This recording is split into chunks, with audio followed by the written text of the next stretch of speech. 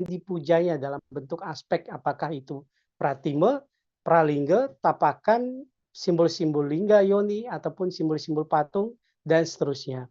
Nah, ini terjadi, pergeseran, terjadi sebuah sebuah gangguan yang pada akhirnya perubahan landscape itu, alih fungsi lahan itu bisa menghilangkan tempat-tempat yang tadinya dianggap sakral, yang dianggap keramat oleh masyarakat setempat, pada akhirnya landscape itu tidak lagi dianggap keramat, tidak lagi dianggap sakral. Itu bisa terjadi. Dan itu sudah beberapa terjadi di beberapa tempat di Bali. Yang kedua, kalau dalam aspek pawongannya, hubungan antara manusia dengan sesama manusia, perubahan fungsi lahan itu bisa memicu ketimpangan, konflik, dan juga sosial di antara warga. Kenapa demikian? Misalnya warga lokal itu bisa tergusur dari lahannya atau kesenjangan ekonomi meningkat karena pengaruh modal yang besar dari segelintir orang yang pada akhirnya menikmati keuntungan dari sektor pariwisata. Ini kan pada akhirnya piramida itu terjadi yang tinggi dalam aspek kemapanan ekonomi itu semakin tinggi, semakin mapan, yang bawah semakin rendah, semakin kurang, pada akhirnya konflik itu terjadi karena stratifikasi sosial itu sangat tajam di dalamnya. Yang ketiga Bapak Ibu dalam aspek palemahan, hubungan alih fungsi lahan dalam konsep Trita Karana, wujud hubungan manusia dengan alam menandai bahwa konversi lahan pertanian atau hutan itu menjadi bangunan yang mengganggu ekosistem lokal.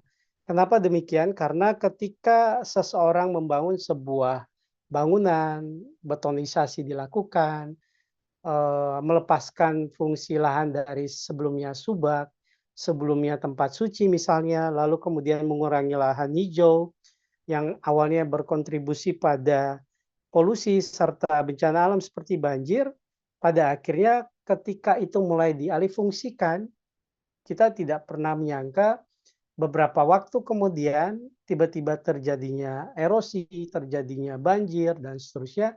Itu bukan dampak dari alam yang kemudian berubah landscape-nya, tapi juga ada ikut campur tangan manusia yang terlibat di dalamnya. Apakah itu pengaruh modal yang kemudian itu bisa diberikan dalam aspek kebijakan pemerintah dan seterusnya. Nah, sebenarnya pemerintah itu sudah membuat beberapa perda di Bali khususnya berkaitan dengan pembangunan untuk mengatasi alih fungsi lahan. Salah satunya adalah Perda Provinsi Bali nomor 16 tahun 2009 tentang rencana tata ruang wilayah Provinsi Bali. Lalu kemudian yang kedua ketika berbicara tentang Perda Provinsi Bali nomor 4 tahun 2023 tentang desa adat di Bali itu juga sudah idealis, sudah tegas di sana mengatakan bahwa peran desa adat dalam menjaga tempat suci itu harus kuat di dalamnya. Belum lagi Pergub Bali tahun 2020, belum lagi Perda kabupaten atau kota dan aturan juknis lainnya. Sebenarnya sudah ada, hanya saja ada beberapa miss mungkin di sini yang terlibat di dalamnya tanpa sepengetahuan kita yang melibatkan beberapa orang penting yang pada akhirnya tetap juga itu terjadi. Itu kedua di alih fungsi lahan. Yang ketiga Bapak Ibu, untuk dampak kenaikan permukaan laut bagi perubahan iklim dan pariwisata kita bisa lihat bahwa pada dasarnya ketika kenaikan permukaan air laut itu menjadi salah satu dampak utama dari perubahan iklim, dan ini tentunya memiliki konsekuensi besar bagi berbagai sektor, termasuk di dalamnya adalah sektor lingkungan dan juga dunia pariwisata. Bagaimana dampak bagi perubahan iklim? Yang pertama, ekosistem pesisir. Kenapa dikatakan dampak perubahan ekosistem pesisir? Naiknya permukaan laut, Bapak Ibu, kalau kita lihat di daerah-daerah eh, di di daerah seperti di Lebih misalnya, naiknya permukaan laut ini kan pada akhirnya menggusur perlahan-lahan abrasi yang pada akhirnya bisa menyebabkan tanah, lahan pemukiman, lahan tempat berjualan para penduduk di daerah Lebih itu pada akhirnya mulai berkurang. Semakin mereka menjorok ke darat, ke jalan, dan pada akhirnya lahan parkir itu berkurang. Bukan itu saja, tapi juga dalam ekosistem pesisir yang bisa kita lihat Bapak Ibu adalah ini bisa naiknya permukaan air laut itu bisa menyebabkan hilangnya habitat alami seperti hutan bakau, ditanam oleh manusia itu sendiri salah satunya, lalu kemudian rawa, dataran dataran rendah yang penting untuk keseimbangan ekosistem, itu menjadi salah satu dampak perubahan bagi ekosistem di daerah pesisir. Yang kedua, bagi lingkungan tentunya banjir dan erosi. Yang ketiga ada air laut yang meresap ke dalam air tanah sehingga peresapan air laut ke dalam air tanah ini sekali-kali kita mungkin pernah merasakan kualitas air tawar yang dibutuhkan kita untuk konsumsi mungkin rasanya agak sedikit asin. Kalau ini Bapak Ibu kita bisa lihat kebetulan tiang tiang lahir di Kupang di tanah batu karang orang masyarakat Indonesia mengatakan itu. Jadi ketika angin laut itu datang,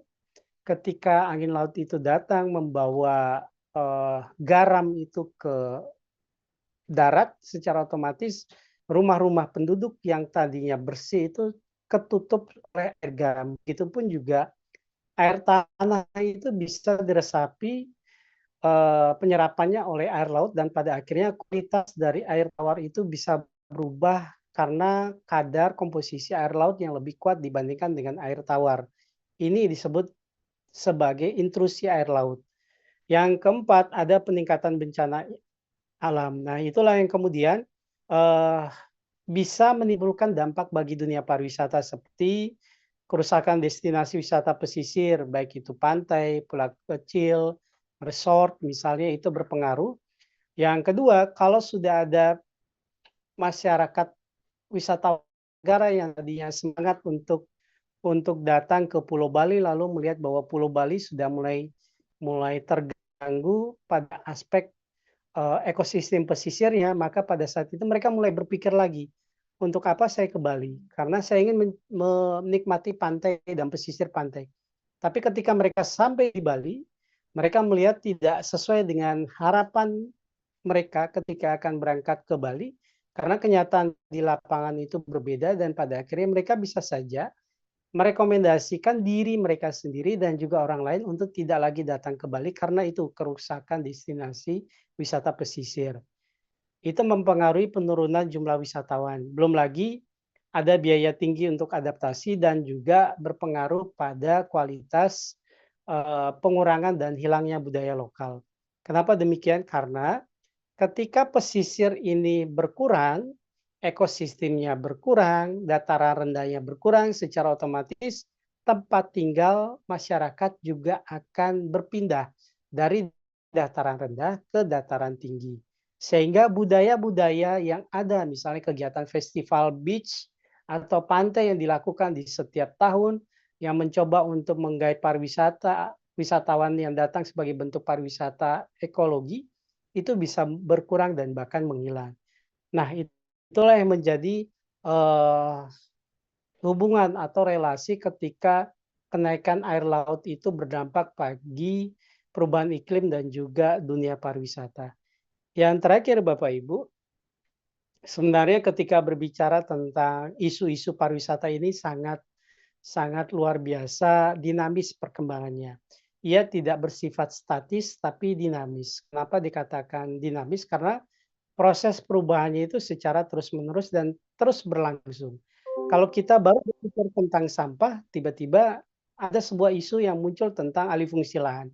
Baru kita berpikir tentang mengambil solusi dan kebijakan membuat rapat bersama, konsorsium bersama, ataupun seminar bersama, atau workshop bersama mencoba untuk mengambil solusi tentang alih fungsi lahan dan juga sampah, tiba-tiba muncul lagi masalah tentang polusi yang lain atau masalah tentang isu-isu yang lain dan berkembang. Untuk itulah ada 6 cara bagi kita bersama untuk bisa menanggulangi isu-isu pariwisata tersebut. Satu, mengelola dampak lingkungan. Terapkan pariwisata yang berkelanjutan. Yang kedua, menjaga budaya lokal. Seperti 2 hari lalu ketika kita berdiskusi tentang menjaga budaya lokal. Yang ketiga, dukung UMKM lokal sebagai bentuk pemerataan ekonomi terapkan sistem pajak atau retribusi untuk pembangunan lokal. Yang keempat, kita tidak hanya memikirkan tentang pajak, tapi juga harus meningkatkan infrastruktur di dalamnya. Sehingga wisatawan menjadi lebih senang datang ke Bali, lebih senang datang ke Indonesia karena melihat jalan aksesnya bagus, transportasinya cukup, fasilitas umum memadai, toilet sanitasinya bagus, dan seterusnya. Lalu yang tidak kalah penting adalah di faktor unsur komponen kelima untuk menanggulangi isu pariwisata, buat wisatawan itu aman dan nyaman. Itu mengapa penting sekali ada pusat-pusat informasi dan bantuan wisatawan. Lalu kalau para remaja yang belum mendapatkan pekerjaan, mungkin desa adat bisa dengan nanti dana yang dikelola oleh desa adat dari 150.000 itu kemudian digunakan untuk 4R, salah satunya yang setuju. Yang kedua adalah melatih pemandu wisata dan pelaku usaha untuk profesionalisme. Lalu kemudian perkuat regulasi dan juga pengawasan terhadap pelaku wisata. Yang keenam, Bapak Ibu, yang tidak kalah penting untuk menanggulangi isu-isu pariwisata adalah lakukan edukasi atau pendidikan dan kampanye kesadaran.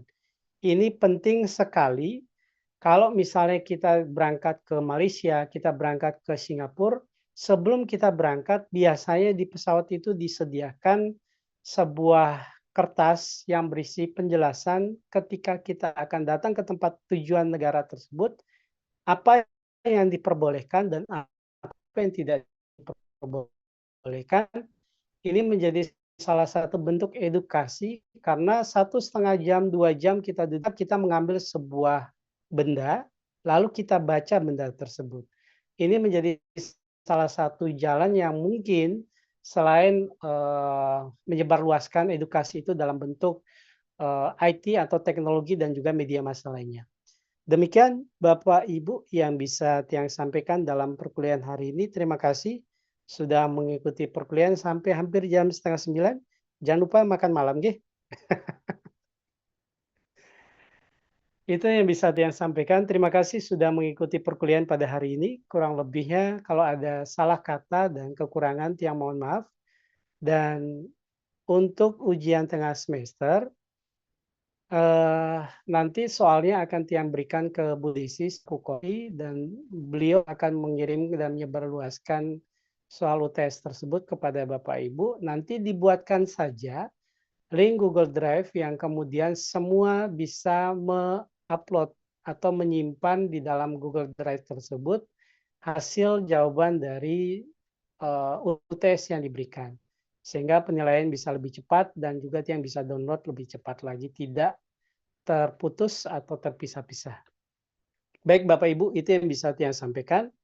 Selamat beristirahat di malam hari. Terima kasih sudah mengikuti perkuliahan Magister Pariwisata Budaya dan Keagamaan, mata kuliah isu-isu pariwisata. Akhir kata Tiang haturkan pramasanti. Om Santi, Santi, Santi Om.